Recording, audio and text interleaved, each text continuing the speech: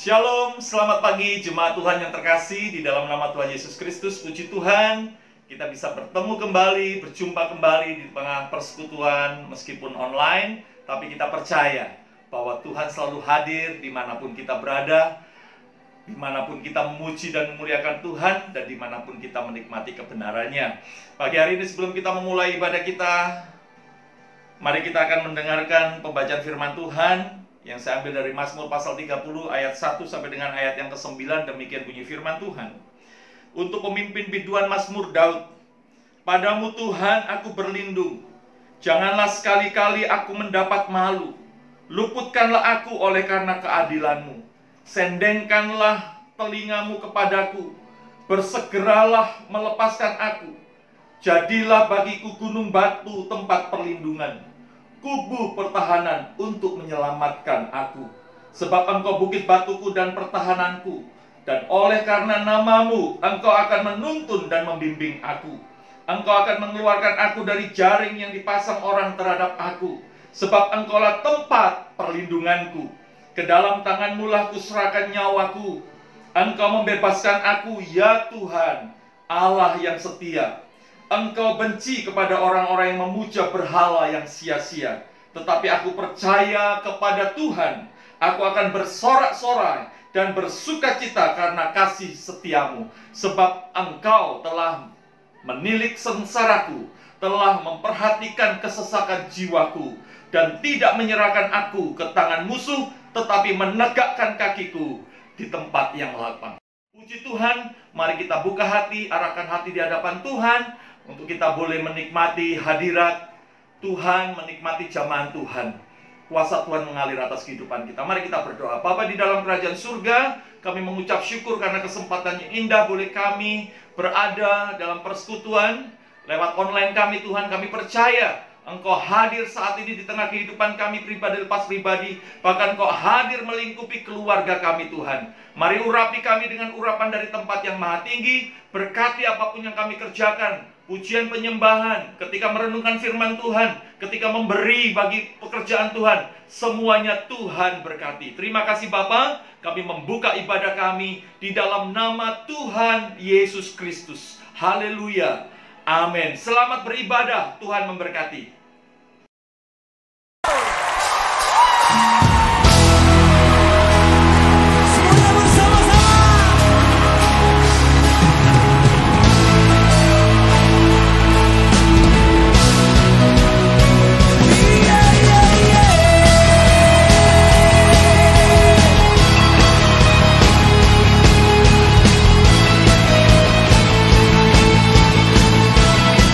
Jesus.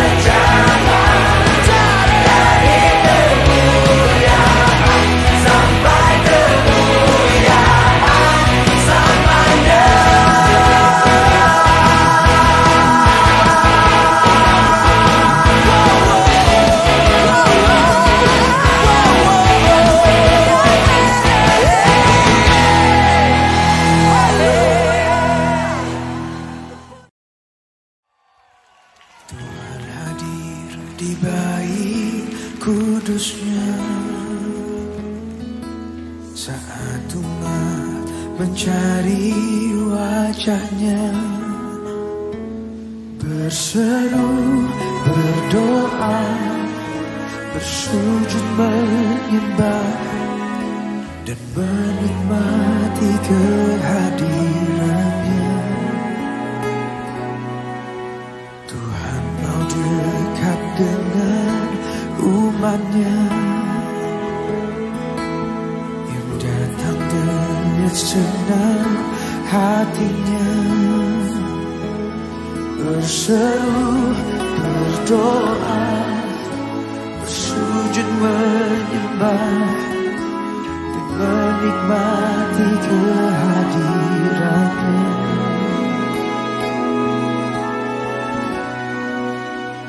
Hadiratmu memenuhiku, hadirat kudusmu penuhi baitmu, dan ku tersungkur menyembahmu. Yang ku nampak hanya kemuliaan-Mu.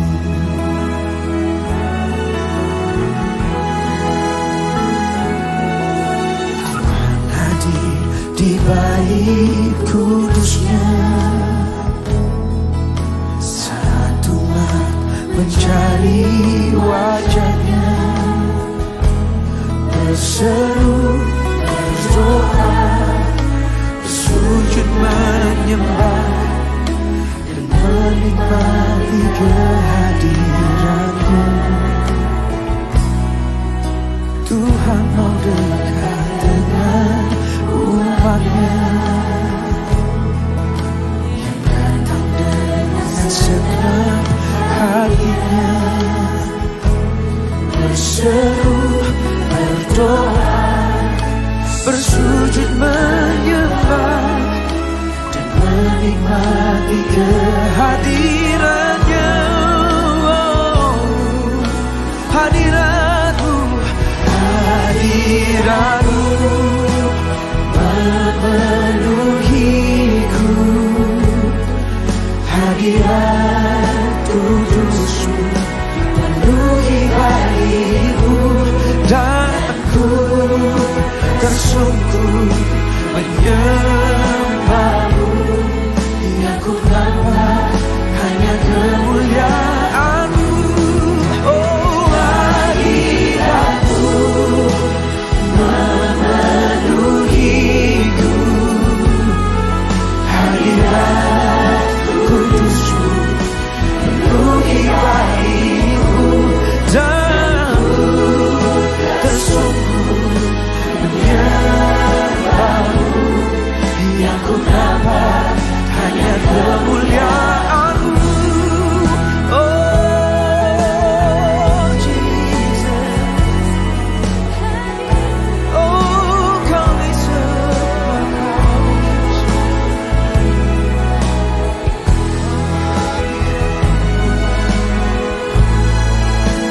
Oh Jesus, oh hadirat-Mu Yesus,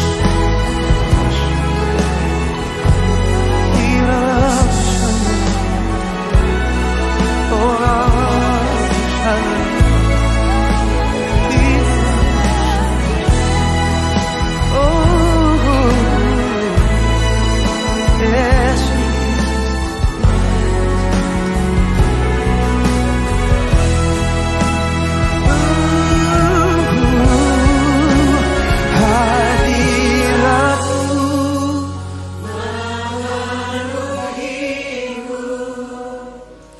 Hadirat kudus-Mu penuhi baitmu, dan ku tersungkur menyembah-Mu. Yang ku nampak hanya kemuliaan-Mu. Oh, hadirat-Mu memenuhiku, hadirat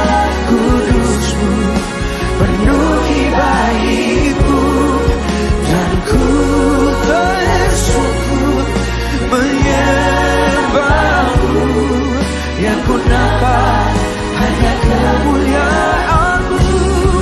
Oh, hadirat-Mu memenuhiku, hadirat kudus-Mu penuhi baitku, dan ku tersyukur menyembah-Mu.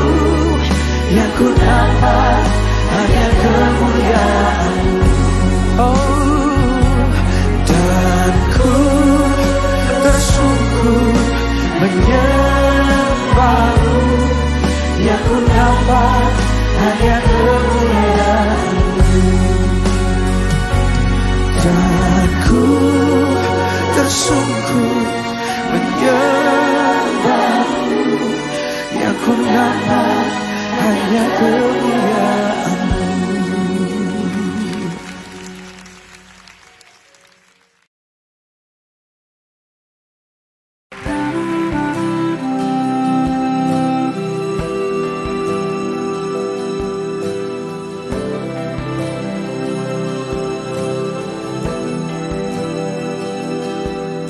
Engkau ada bersamaku di setiap musim hidupku. Tak pernah kau biarkan ku sendiri.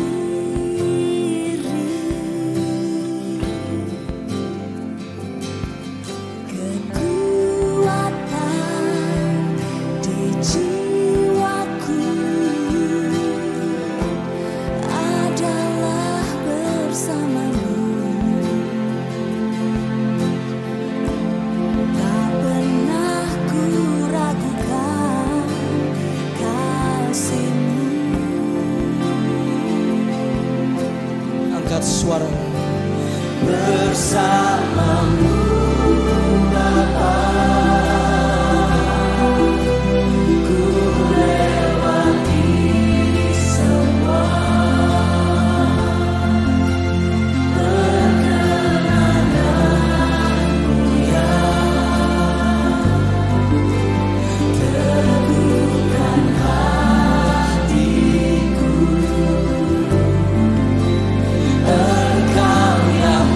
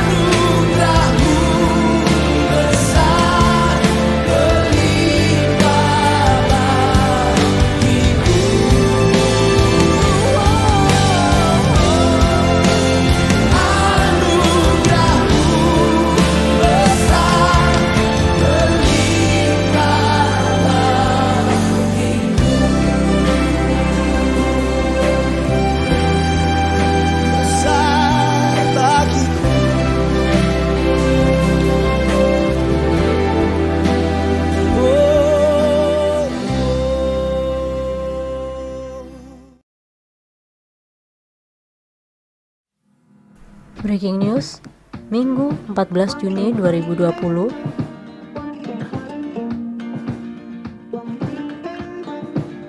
Selamat beribadah bagi semua jemaat maupun bagi Anda yang menyaksikan siaran ibadah ini dimanapun Anda berada.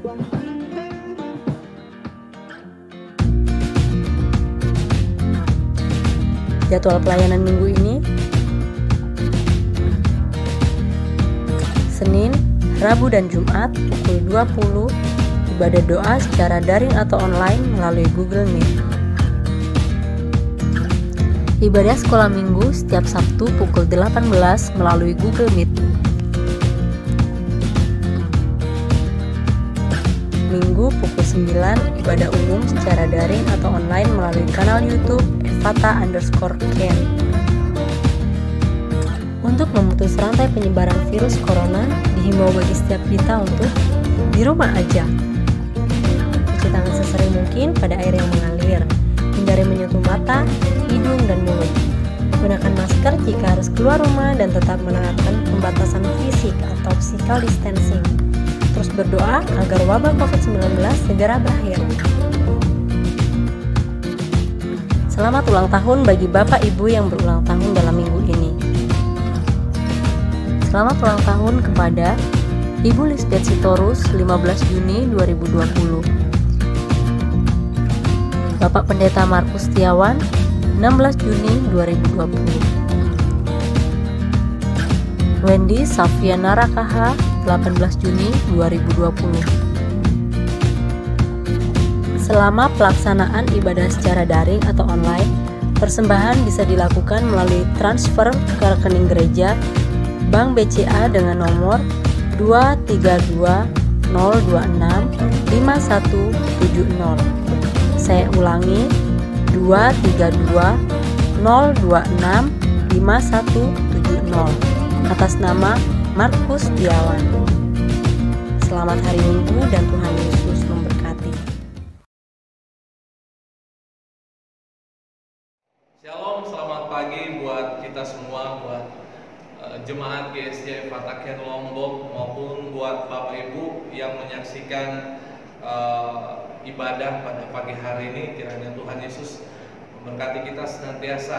Pada pagi hari ini Bapak Ibu Saudara, saya akan mengajak kita untuk belajar dari kehidupan seorang tokoh Alkitab dalam Perjanjian Lama, yaitu Ayub, yang memiliki kehidupan yang menurut saya luar biasa gitu ya.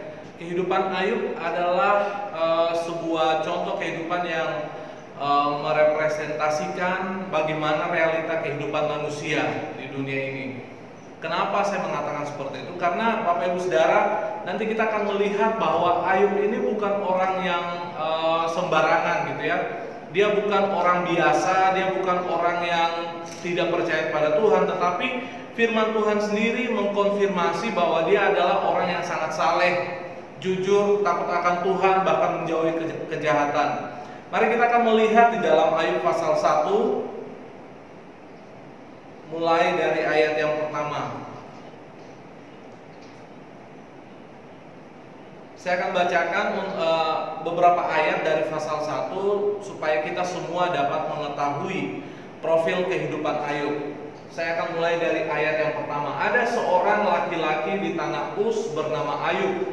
Orang itu saleh dan jujur. Ia takut akan Allah dan menjauhi kejahatan. Ia mendapat 7 anak laki-laki dan 3 anak perempuan. Ia memiliki 7.000 ekor kambing domba, 3.000 ekor unta, 500 pasang lembu, 500 keledai betina, dan budak-budak dalam jumlah yang sangat besar. Sehingga orang itu adalah yang terkaya dari semua orang di sebelah timur. Nah, Bapak Ibu Saudara, Ayub ini adalah orang yang sangat luar biasa. Dia bukan hanya sekedar kaya, Bapak Ibu Saudara, tetapi firman Tuhan sendiri menulis bahwa dia adalah orang yang punya kehidupan spiritual yang baik, kehidupan rohani yang sehat, yang bertumbuh dengan sangat baik. Di situ dikatakan bahwa dia adalah orang yang saleh. Saleh ini berbicara mengenai integritas, orang yang berintegritas. Orang yang tidak memiliki kesalahan apa-apa, Bapak Ibu Saudara. Dan ini bukan apa ya, bukan orang biasa yang berbicara, tetapi firman Tuhan sendiri yang mengatakan bahwa Ayub itu adalah orang yang memiliki integritas. Gitu, orang yang memiliki integritas. Tentunya kacamata yang dipakai untuk melihat atau menilai kehidupan Ayub adalah kacamatanya Tuhan, bukan kacamatanya manusia. Karena kalau manusia yang menilai manusia, Bapak Ibu Saudara, pasti ada aja kesalahan. Tetapi kalau Tuhan melihat kehidupan manusia, Bapak Ibu Saudara, Dia tidak memakai ukuran manusia untuk menilai kita. Ya, sehingga firman Tuhan mengatakan bahwa Ayub adalah orang yang memiliki integritas, memiliki kehidupan spiritual yang baik. Kemudian yang kedua, dia adalah orang yang jujur. Firman Tuhan mengatakan orang yang jujur ini adalah orang yang lurus hidupnya, selaras antara pemikiran dan apa yang dikatakan, selaras dengan apa yang dikatakan dan apa yang dilakukan, Bapak Ibu Saudara. Bahkan dia dikatakan orang yang sangat takut akan Allah dan menjauhi kejahatan. Ayub adalah orang yang sangat sempurna menurut kita, Bapak Ibu Saudara. Dan ini adalah sebuah standar hidup yang sangat tinggi yang telah diset untuk kita ikuti dalam kehidupan kita sehari-hari. Bapak Ibu Saudara, untuk menjadi orang yang memiliki kriteria seperti Ayub, Bapak Ibu Saudara, yang saleh, jujur, takut akan Tuhan, bahkan menjauhi kejahatan, itu adalah hal yang luar biasa, hal yang sulit dilakukan. Tetapi Bapak Ibu Saudara, kalau sampai ayat atau firman Tuhan mencatat ini, berarti memang betul-betul Ayub hidup pada level kehidupan yang seperti itu. Kemudian Ayub adalah dikatakan orang yang sangat kaya, ya, orang yang sangat kaya di daerah timur. Di situ dikatakan bahwa dia memiliki kambing domba sebanyak 7.000 ekor. Ya, kambing domba 7.000 ekor. Kemudian dia memiliki unta sebanyak 3.000, lembu sebanyak 5.000 pasang. Itu berarti dikalikan 2. Kemudian keledai betina 5.000 ekor dan budak dalam jumlah yang sangat banyak. Bapak Ibu Saudara, ini berarti dia adalah apa ya? Peternak atau pengusaha yang sangat berhasil pada zamannya. Sehingga firman Tuhan mengatakan orang itu adalah orang yang terkaya dari semua orang di sebelah timur. Orang yang sangat kaya.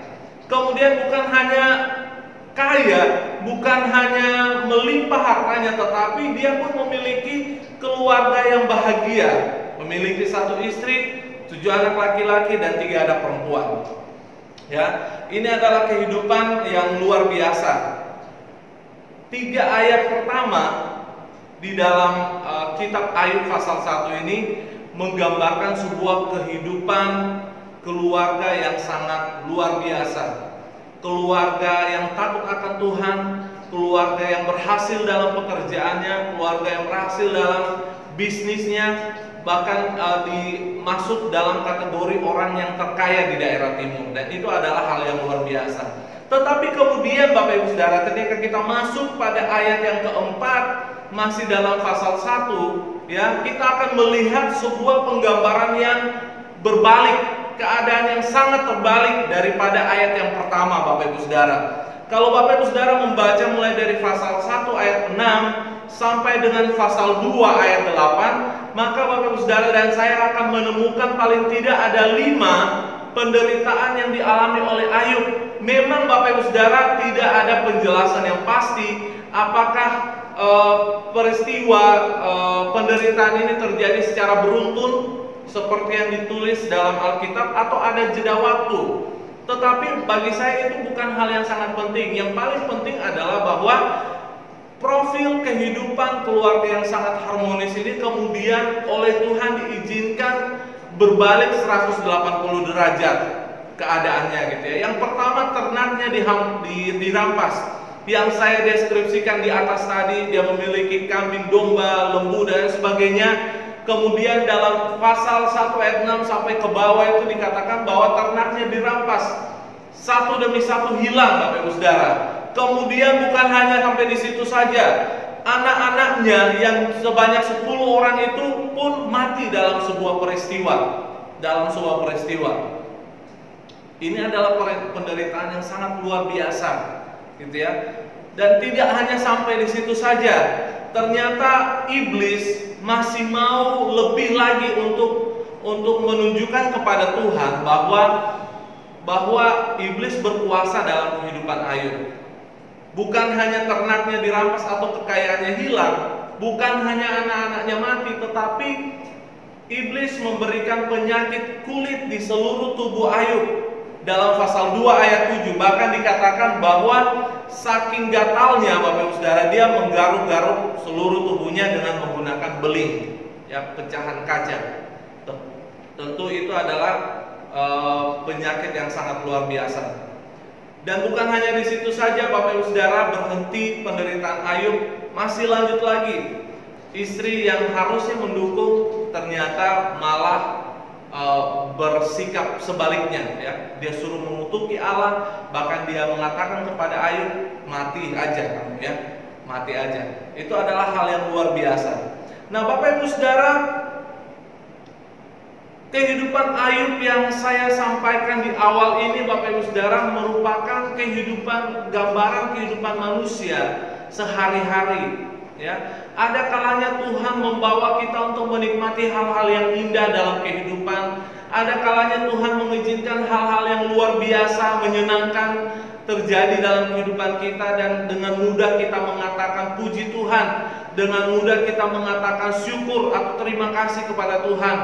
Tetapi Bapak Ibu Saudara, dalam realita kehidupan kita ada kalanya Tuhan, ya, mengizinkan hal yang sebaliknya untuk Bapak Ibu Saudara dan saya alami.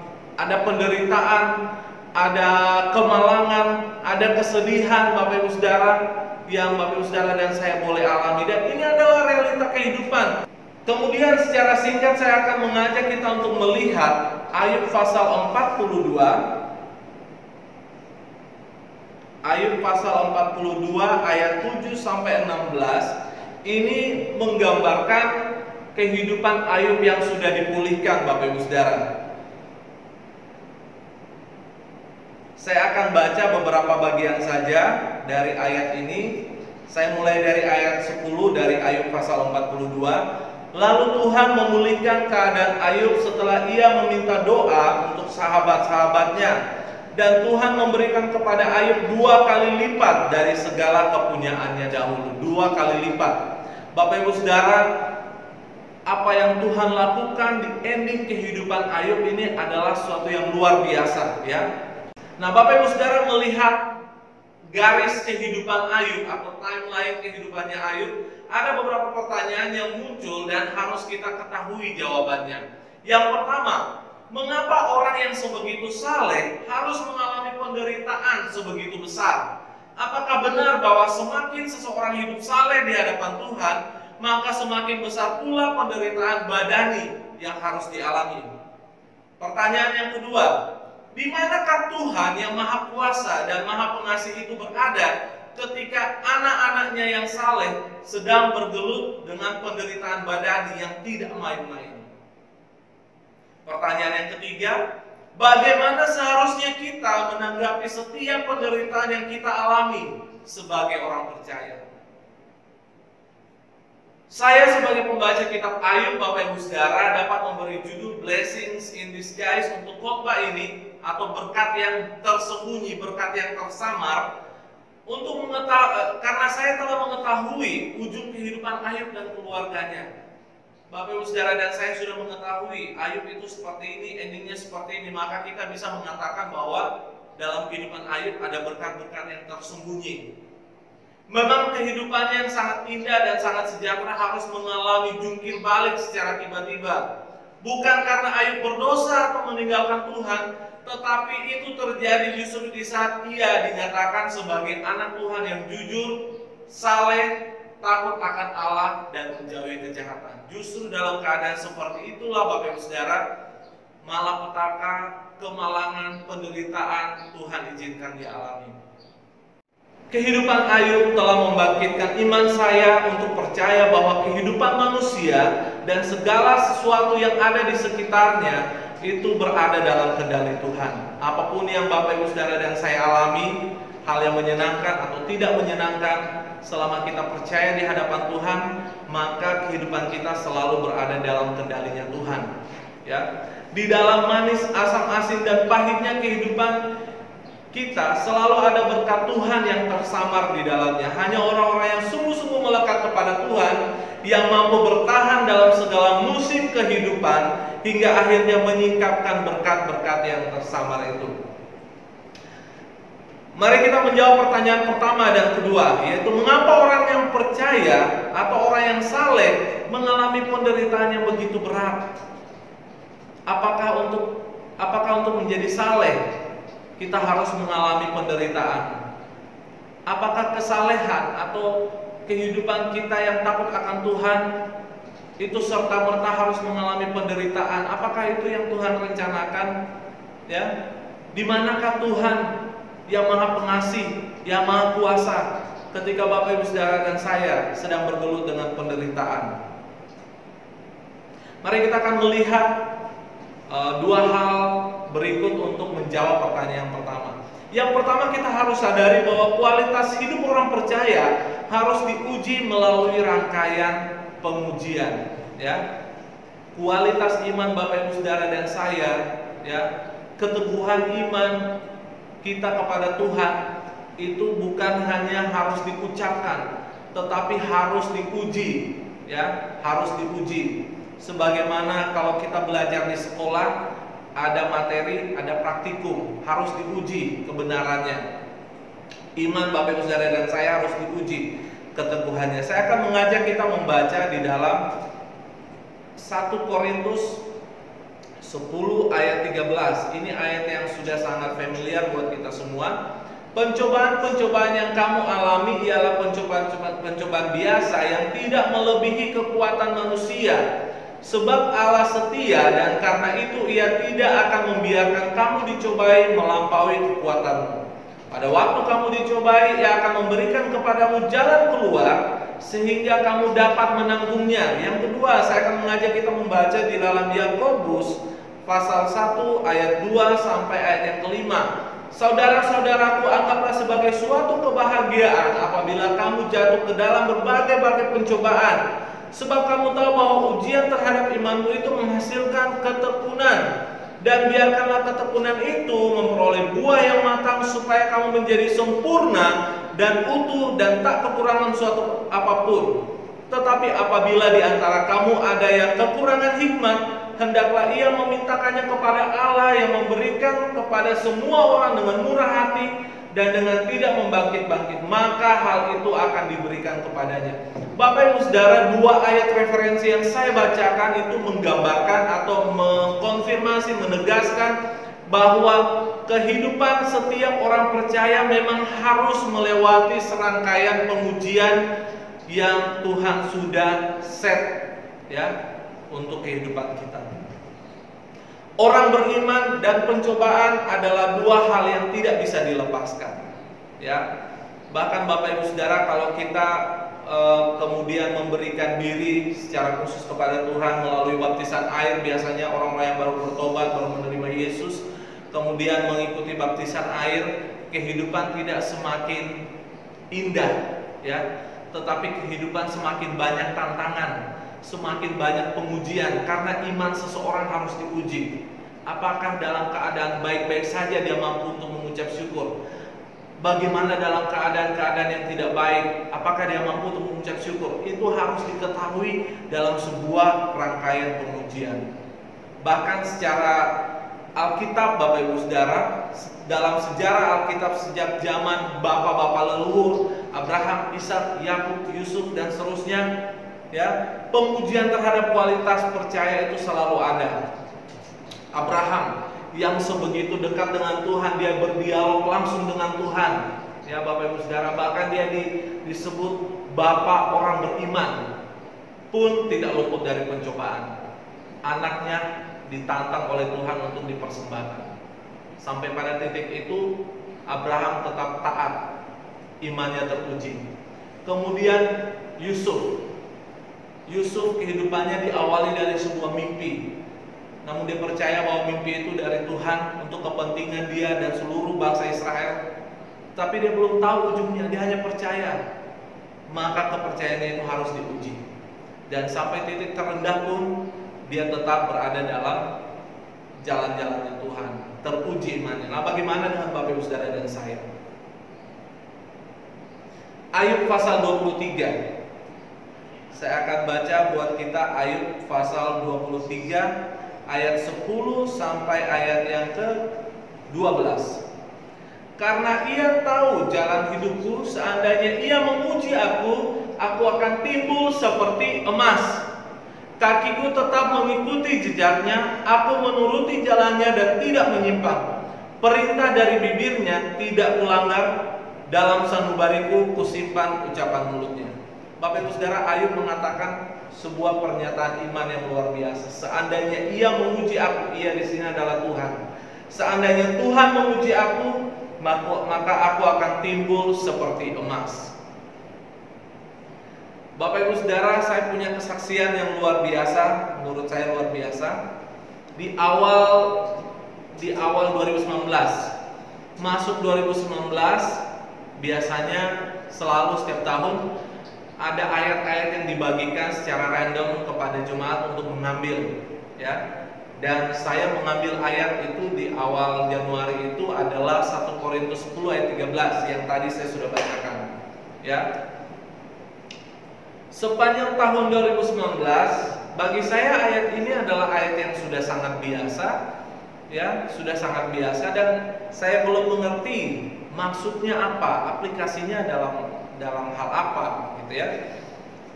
Di akhir tahun 2019, ya, di akhir tahun 2019, tepatnya di bulan November, tidak ada suatu peristiwa istimewa terjadi yang merupakan penggenapan dari ayat itu. Tetapi pada bulan November, Bapak Ibu Saudara, istri saya dinyatakan hamil 2 bulan, ya, 2 bulan. Kemudian itu mendatangkan sukacita sekali bagi kami, ya. Setiap bulan sekali kami check up, dan pada tanggal 19 Desember itu hari Kamis jadwalnya kami periksa. Kemudian kami ke rumah sakit bersalin untuk bertemu dokter untuk periksa, dan oleh dokter dinyatakan bahwa janin itu sudah tidak punya detak jantung, ya, sudah meninggal sejak 2 minggu yang lalu, 2 minggu ke belakang. Mendengar berita itu, kami jujur sangat terpukul, sangat sedih, sangat berduka, gitu ya. Jadi pulang dari rumah sakit itu, naik motor itu tidak ada satupun yang berbicara, ya, sampai di rumah dan seterusnya. Itu 19 Desember, ya, sedih banget. Kemudian besoknya hari Jumat kami mau second opinion, ya. Sempat bertanya kepada Tuhan ini kenapa sih ngasih berkat tetapi kemudian diambil lagi, gitu, ya. Saya belum memahami betul ini ayat ini.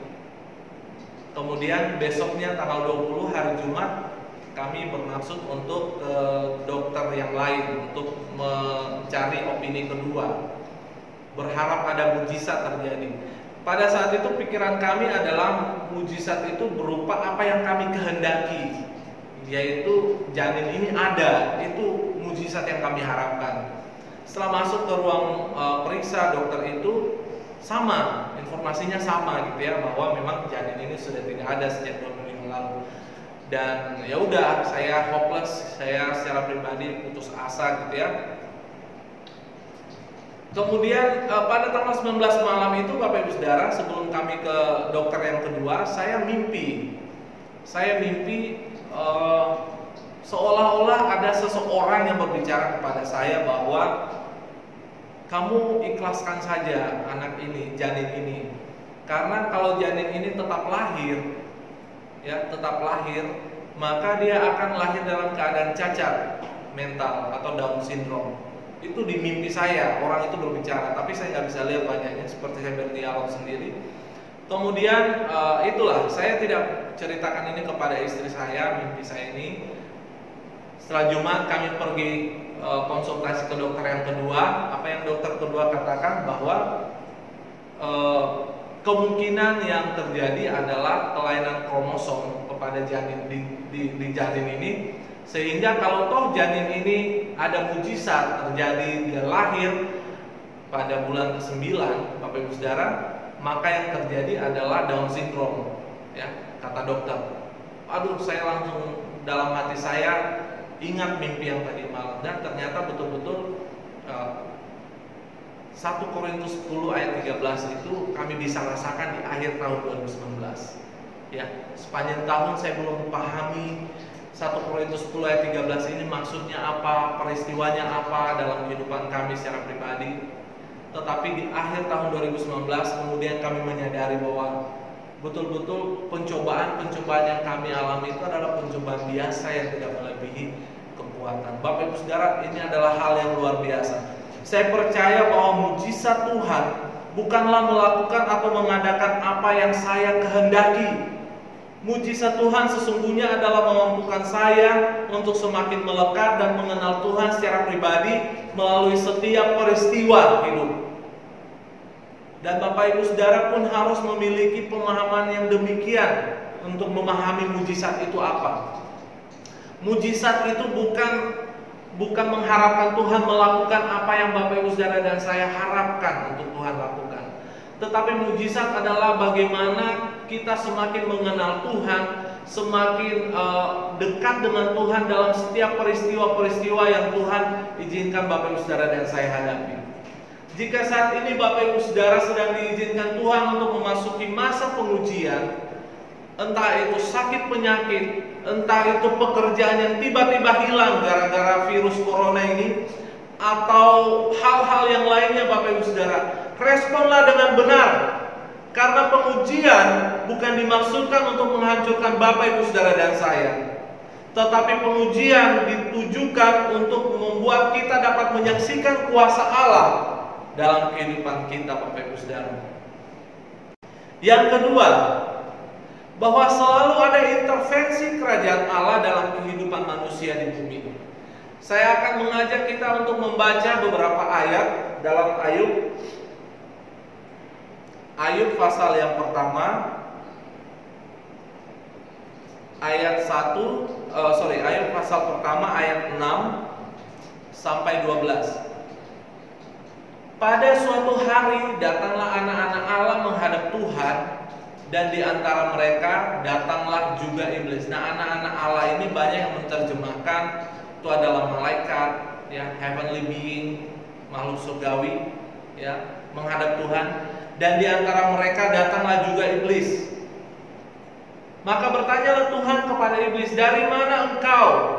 Lalu jawab iblis kepada Tuhan, dari perjalanan mengelilingi dan menjelajahi bumi. Begitu rajinnya iblis keliling dunia untuk mencari orang-orang yang bisa ditelan. Ayat 8, lalu bertanyalah Tuhan kepada iblis, apakah engkau memperhatikan hambaku Ayub?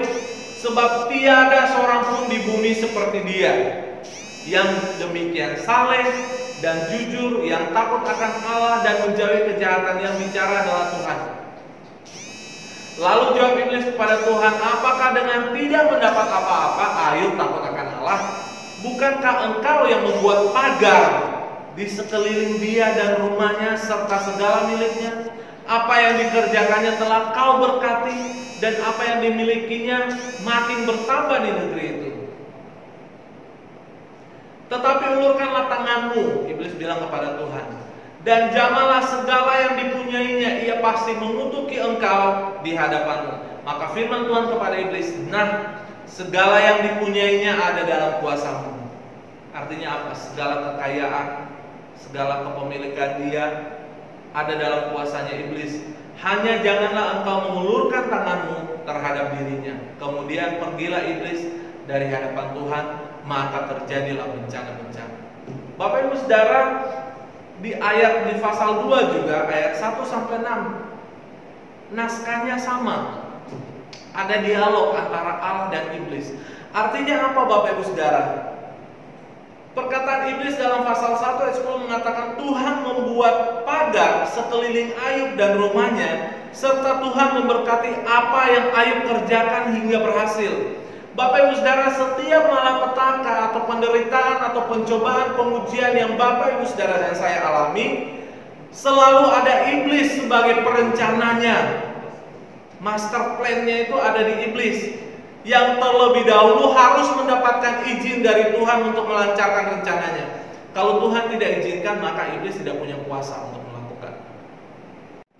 Kalau iblis tidak mendapatkan izin dari Tuhan, maka satu penderitaan pun Bapak Ibu Saudara dan saya tidak akan mengalami. Dan iblis hanya berkuasa atau sanggup mendatangkan penderitaan kepada Ayub sesuai apa yang Tuhan izinkan, di area mana, di bidang mana yang Tuhan izinkan kepada Ayub, kepada iblis. Maka itu yang iblis kerjakan kepada Ayub. Iblis mengatakan, Tuhan, Engkau telah membuat pagar di sekeliling Ayub. Artinya Bapak Ibu Saudara, Ayub itu betul-betul diproteksi oleh iblis. Bahkan Tuhan yang membuat apa yang Ayub lakukan menjadi berhasil. Ketika kita hidup pada levelnya Ayub, Bapak Ibu Saudara, hidup pada levelnya Ayub, maka yakinlah bahwa kemanapun Bapak Ibu Saudara pergi, Tuhan selalu memagari Bapak Ibu Saudara dengan kuasanya. Apapun yang Bapak Ibu Saudara kerjakan, Tuhan akan memberkati itu sehingga memberi hasil. Tidak ada satu titik pun dalam kehidupan kita yang sanggup dijamah iblis tanpa izin dari Tuhan. Ya. Blessing in disguise atau berkat yang tersembunyi bukan hanya bicara soal materi atau hal-hal jasmania, melainkan pengenalan Allah yang semakin dalam di tengah-tengah situasi kehidupan yang Bapak Ibu Saudara dan saya alami. Kalau Bapak Ibu Saudara saat ini sedang mengalami penderitaan, sedang mengalami masalah, sedang mengalami pergumulan, kemalangan Bapak Ibu Saudara, yakinlah bahwa itu adalah area yang Tuhan izinkan kepada iblis untuk mendatangkan penderitaan dalam kehidupanmu. Dan Tuhan sudah menakar, memastikan bahwa Bapak Ibu Saudara dan saya bisa melewati, menanggung semuanya. Filipi 3 ayat 10-11, Rasul Paulus mengatakan, yang ku kehendaki adalah mengenal Dia, supaya aku pun nanti akan dibangkitkan. Paulus mengalami kehidupan yang sangat luar biasa sebagai pelayan Tuhan, sebagai pemberita Injil. Penderitaan badan yang luar biasa, masuk keluar penjara karena pemberitaan Injil. Tetapi di dalam penderitaannya apa yang dia ingin capai, yaitu mengenal Tuhan lewat penderitaan. Bapak Ibu Saudara, kalau Bapak Ibu Saudara sekarang sedang menghadapi masalah, ingatlah, yakinlah bahwa Tuhan selalu memagari kehidupan kita, ya. Tuhan memagari kehidupan kita. Kalau Bapak Ibu Saudara sedang menjalankan bisnis atau usaha, pastikan Tuhan yang menjadi sumber berkat, bukan karena keahlian Bapak Ibu Saudara berbisnis, bukan karena kecakapan Bapak Ibu Saudara dan saya bekerja, tetapi semuanya karena Tuhan, sebagaimana Ayub alami. Jadi pertanyaan, mengapa orang yang sebegitu saleh harus mengalami penderitaan yang begitu berat? Jawabannya adalah ya. Bahkan kerajaan Allah selalu mengintervensi kehidupan Bapak Ibu Saudara dan saya. Semakin kita hidup benar di hadapan Tuhan, semakin kita diizinkan mengalami kesulitan atau bahkan penderitaan secara jasmania, namun penyertaan Tuhan semakin Bapak Ibu Saudara dan saya bisa nyatakan. Karena penderitaan itu bukan untuk bertujuan menghancurkan Bapak Ibu Saudara dan saya, tetapi penderitaan itu adalah sarana yang dipakai Allah untuk memperkenalkan dirinya. Pertanyaan yang ketiga, bagaimana seharusnya kita menanggapi setiap penderitaan yang kita alami sebagai orang percaya? Mari kita melihat Ayub pasal 2 ayat 9-10. Maka berkatalah istrinya kepadanya, masih bertekunkah engkau dalam kesalehanmu? Kutukilah Allahmu dan matilah. Tetapi jawab Ayub kepadanya, engkau berbicara seperti perempuan gila. Apakah kita mau menerima yang baik dari Allah tetapi tidak mau menerima yang buruk? Dalam kesemuanya itu Ayub tidak berbuat dosa dengan bibirnya. Bapak Ibu Saudara, pertanyaan istri Ayub kepada Ayub ini adalah goal yang diharapkan terjadi oleh iblis dalam kehidupan kita manakala dia diizinkan oleh Tuhan mendatangkan penderitaan. Karena Yohanes pasal 10 ayat 10 mengatakan pencuri datang hanya untuk mencuri, membunuh, dan membinasakan. Iblis itu begitu giat. Tadi dikatakan ketika dia berdialog dengan Allah, dia mengelilingi bumi. Sangat rajin, sangat ulet, sangat tekun melakukan satu-satunya tugasnya, yaitu mendatangkan penderitaan bagi dunia, bagi manusia. Dan apa yang dialami oleh istri Ayub, respon yang dilakukan, yang diberikan oleh istri Ayub terhadap penderitaan yang mereka alami, itu adalah salah satu tujuan utama iblis. Tujuan utama iblis. Jika seorang percaya pada akhirnya jauh dari Tuhan hanya karena penderitaan atau masalah, itu adalah tujuan iblis. Jika ada orang yang tadinya melayani Tuhan begitu luar biasa, namun akhirnya berpaling dari Tuhan, tidak lagi melayani Tuhan hanya gara-gara kecewa terhadap Tuhan, hanya gara-gara masalah yang dialami Bapak Ibu Saudara, kemudian dia meninggalkan Tuhan, itu adalah tujuan iblis yang terlaksana dengan begitu sempurna. Namun Bapak Ibu Saudara, saya akan mengajak kita untuk melihat respon Ayub. Ayub mengatakan, apakah kita mau menerima yang baik saja dari Allah tetapi tidak mau menerima yang buruk? Bapak Ibu Saudara, kita pernah belajar biologi ya. Di lidah kita mampu mengecap 4 rasa, yaitu manis, asam, asin, dan pahit. 4 rasa yang mampu dikecap oleh lidah manusia. Setiap rasa memiliki cita rasa yang unik. Misalnya yang manis, anak-anak kecil suka permen, es krim, coklat karena manis, menyenangkan Bapak Ibu Saudara. Asam, kalau Bapak Ibu Saudara makan rujak, ada mangganya dicampur dengan bumbu kacang, ada asam-asamnya, itu memberikan cita rasa yang luar biasa. Begitu juga dengan asin, garam, ya. Bapak Ibu Saudara mau makanan istimewa, seistimewa apapun, kalau tidak ada rasa garamnya sama sekali Bapak Ibu Saudara, maka makanan itu akan hambar. Tetapi rasa pahit Bapak Ibu Saudara, rasa pahit ini cenderung ditolak oleh manusia, oleh lidah manusia, ya.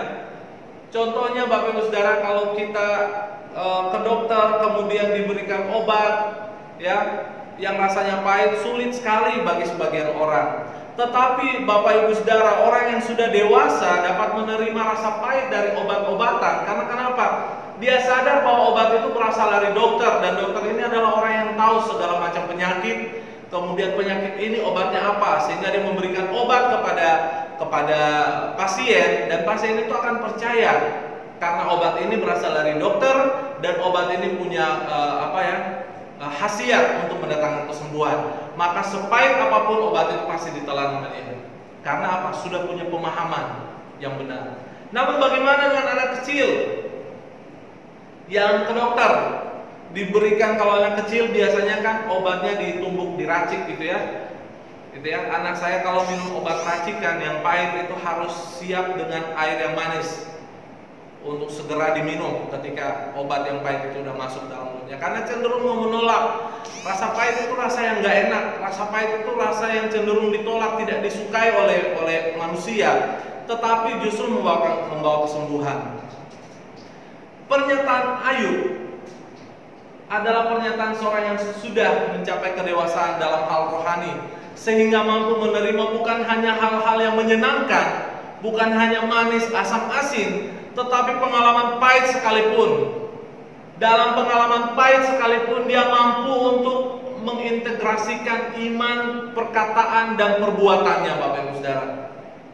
Dialog antara iblis dan Allah di dalam kitab Ayub ini menyadarkan kita bahwa selagi kita hidup di dunia, Tuhan tidak hanya memberikan kita menikmati hal-hal baik saja dan menyenangkan saja, tetapi Ia pun mengizinkan kita mengalami pengalaman pahit untuk membuat kita semakin mengenal siapa Allah yang kita percaya dan kita sembah. Apa yang dialami Ayub itu pengalaman pahit luar biasa pahit. Dan Tuhan tahu itu pahit sekali. Tetapi Tuhan izinkan Ayub alami dan Ayub respon dengan benar. Karena kenapa? Dia memiliki kedewasaan dalam mengenal Tuhan.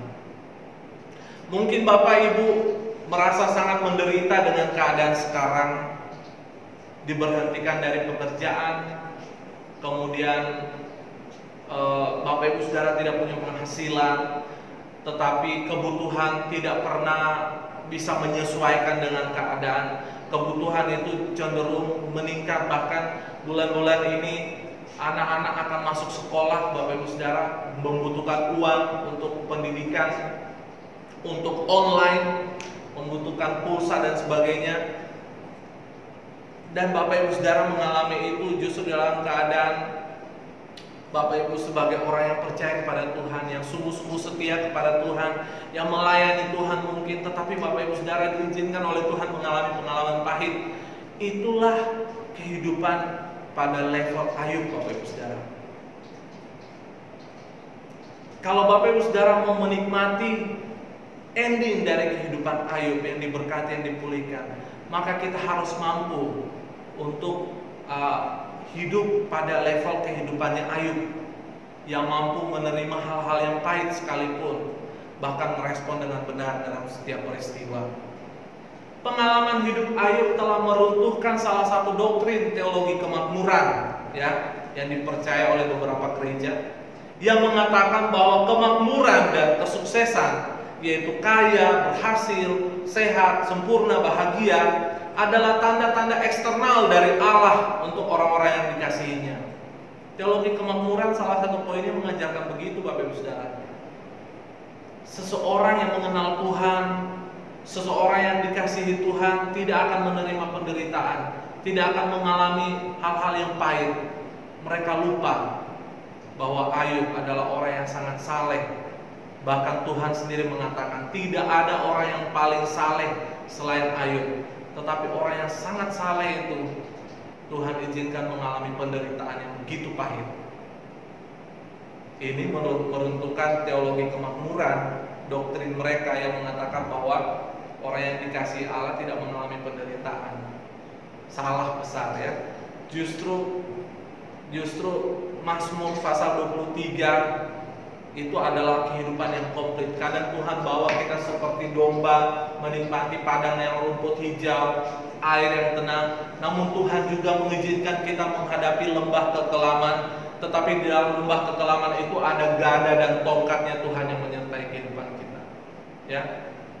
Pengkhotbah 3 ayat 1 mengatakan untuk segala sesuatu ada masanya, untuk apapun di bawah langit ada waktunya. Burgess Meredith, ya, mengatakan begini, like the seasons of the year, life changes frequently and drastically. You enjoy it or endure it as it comes and goes, as it ebbs and flows. Kurang lebih artinya begini, sebagaimana musim-musim yang berlangsung dalam 1 tahun, hidup berubah secara berkala dan juga secara drastis. Nikmati saja dan bertahan, sebagaimana musim itu datang dan pergi, sebagaimana pasang dan surutnya kehidupan. Artinya musim dalam kehidupan kita itu berganti-ganti. Mungkin ada Bapak Ibu Saudara yang sekarang sedang mengalami kebahagiaan. Tuhan sedang mengizinkan kebahagiaan Bapak Ibu Saudara alami, sukacita, berkat yang luar biasa. Namun mungkin ada sebagian dari Bapak Ibu Saudara dan saya yang sedang mengalami penderitaan, sedang menangis, sedang mengalami kesedihan. Bapak Ibu Saudara, bukan karena kita tidak atau kita berbuat dosa, tetapi karena memang itulah musim, ya. Yang paling penting adalah bukan hanya kita melewati setiap musim hidup kita, tetapi mengalami mujizat, yakni mengenal Dia Sang Pemberi hidup, yang telah menaruh berkat-berkat secara tersamar dan tersembunyi dalam setiap musim-musim kehidupan kita. Firman Tuhan pada pagi hari ini, kisah hidup Ayub adalah sebuah refleksi bagaimana kehidupan kita di kolong langit ini, ya, bahwa kehidupan kita sangat ringkih di hadapan Tuhan. Tuhan yang mengizinkan apa yang boleh dan tidak boleh Bapak Ibu Saudara alami. Tuhan yang memagari kehidupan kita, sehingga kemanapun kita pergi tidak ada kuasa iblis yang dapat menyentuh kita tanpa izin Tuhan. Apapun yang kita lakukan, keberhasilan kita, kesuksesan Bapak Ibu Saudara dalam pekerjaan, bisnis, dan usaha Bapak Ibu Saudara, itu adalah Tuhan yang menyebabkan. Karena Bapak Ibu Saudara dan saya adalah anak-anak yang dikasihi Tuhan.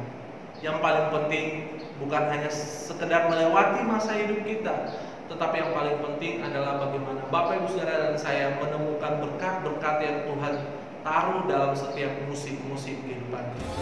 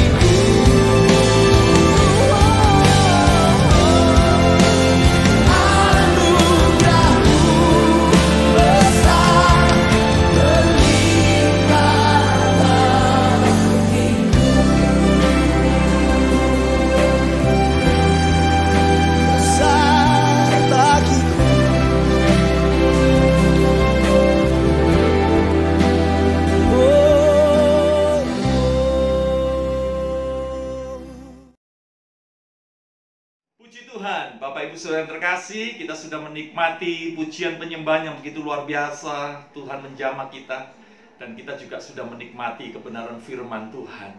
Dan kita juga percaya bahwa Tuhan hadir di setiap firman-Nya, dan firman-Nya boleh menguatkan kehidupan kita. Mari kita akan mengakhiri ibadah kita pada pagi hari ini. Mari bersama-sama siapkan amplop-amplop persembahanmu. Saya akan berdoa dan memberkati, dan kita juga akan beraktivitas kembali. Kiranya berkat Tuhan melimpah atas kehidupan kita. Mari kita berdoa. Bapa di dalam kerajaan surga, terima kasih karena Engkau sudah memberkati kami lewat ibadah kami. Bahkan Engkau sudah memberkati kami lewat kebenaran firman-Mu Tuhan. Untuk kami boleh melihat ada banyak berkat-berkat tersembunyi yang Tuhan siapkan bagi kami, yang Tuhan sediakan bagi kami. Tinggal kami beriman, percaya, dan mengandalkan Tuhan. Maka kami akan melihat bahwa berkat-berkat itu akan mengalir dan luar biasa akan memberkati kami. Terima kasih Bapa. Kami mengucap syukur Kau memberkati setiap jemaat Tuhan yang mengikuti ibadah pada pagi hari ini. Berkati rumah tangga mereka, berkati pekerjaan usaha, berkati segala pelayanan-pelayanan, bahkan berkati kebutuhan dan keperluan setiap anak-anak-Mu.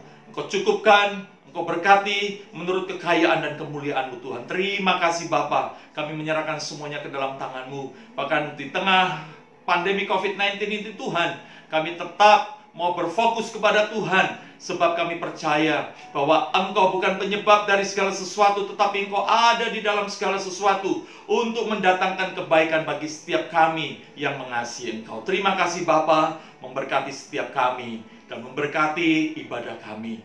Bapa Surgawi, pada siang hari ini Tuhan, kami mau membawa persembahan-persembahan kami di hadapan-Mu.